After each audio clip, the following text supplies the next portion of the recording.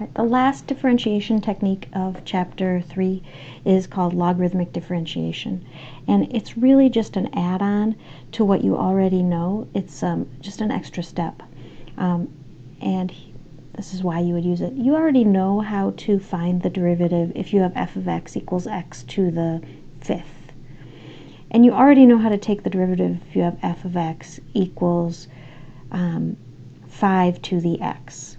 So this derivative would be 5x to the fourth, and this derivative would be 5 to the x times natural log of 5.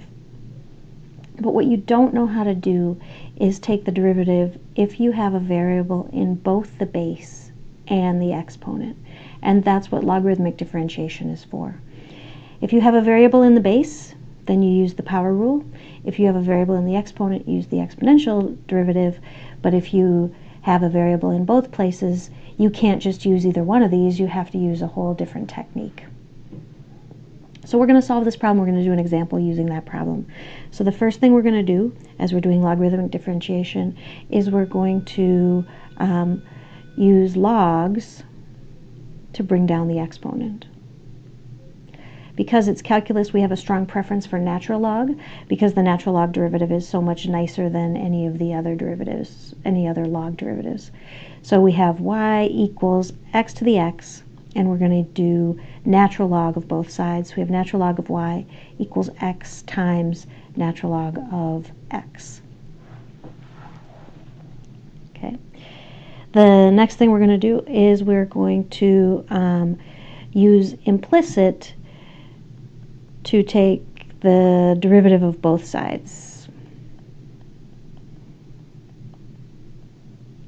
So we have 1 over y, which is the derivative of natural log, times dy dx equals, this side is going to involve the product rule, so 1 times natural log of x plus x times 1 over x. And I'm just going to simplify that a little bit, so I have 1 over y dy dx equals natural log of x plus 1. Okay. Then the next thing we're going to do is, just like we always do, we're going to solve for dy dx. And in these particular problems, solving for dy dx is always going to involve multiplying by y. Because when you take the derivative of a natural log, you're always going to get 1 over y. So we have dy dx equals y times natural log of x plus 1. Okay. The only reason we're not done is that I gave you a problem that only had x's in it, so I would like my derivative to only have y's in it. I would like my derivative to only have x's in it if my problem originally only had x's, so that my input can be an x coordinate and my output can be a slope. And the way we're going to do that is we're going to remember that y is equal to x to the x, and so we're going to replace that y with an x to the x. So your derivative is going to be x to the x times natural log of x plus 1. That's the process. We're going to do one more example so that you can try it, the process. So here's the other example. I would recommend that you pause the video and try it before I do it, and then you can check your work in the process.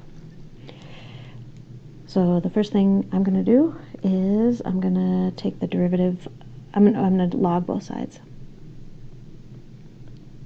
So I have ln of y equals x times natural log of sine of x, because natural logs allow me to bring down the exponent. Then I'm going to derivative both sides.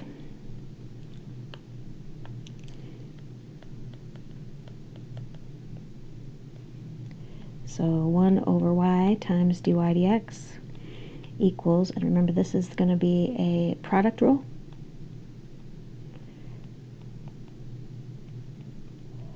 But now as I take the derivative of this part, there's going to be a chain involved. So 1 over sine of x times the derivative of sine, which is cosine of x. Okay, and then I'm going to solve for dy dx.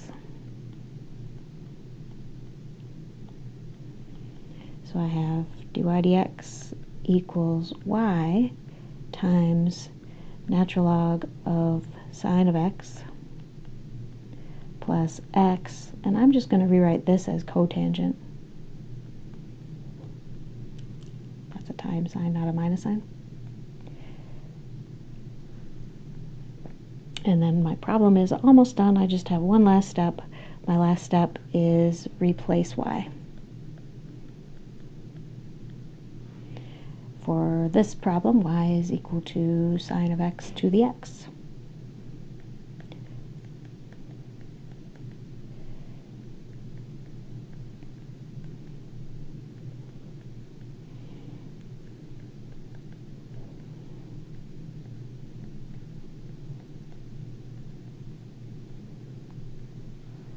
So it's really not that different from implicit differentiation.